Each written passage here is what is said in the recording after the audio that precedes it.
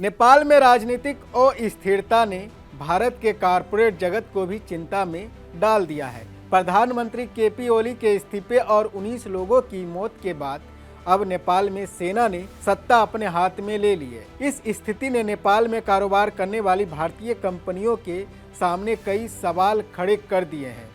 विशेषज्ञों का कहना है कि भारत की 7 लिस्टेड एफएमसीजी कंपनियों का नेपाल में सीधा एक्सपोजर है।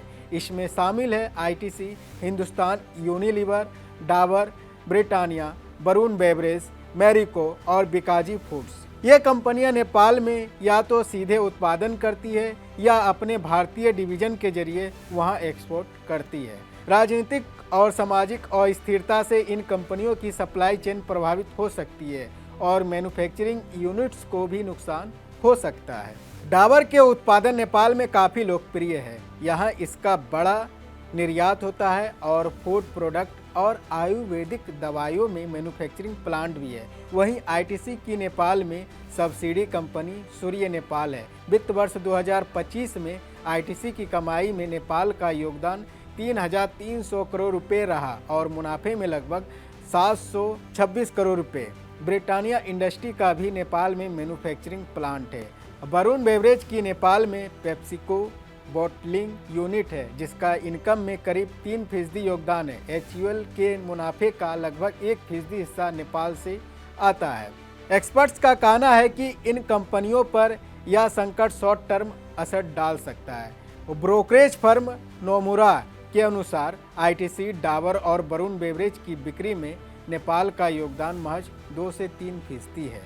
ऐसे में तिमाही नतीजों का बहुत बड़ा प्रभाव आने की संभावना नहीं है।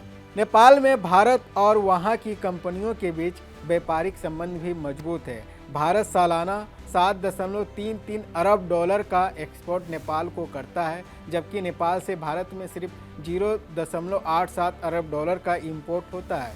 नेपाल का कुल ट्रेड लगभग 60 से 65% नेपाल पर निर्भर है। हालिया राजनीतिक संकट की शुरुआत 4 सितंबर से हुई, जब नेपाल सरकार ने अचानक 26 सोशल मीडिया प्लेटफॉर्म पर बैन लगा दिया। इसके विरोध में युवा सड़कों पर उतर आए, हिंसक प्रदर्शन हुए और हजारों लोग सरकारी इमारतों में तोड़फोड़ और आगजनी में शामिल हुए।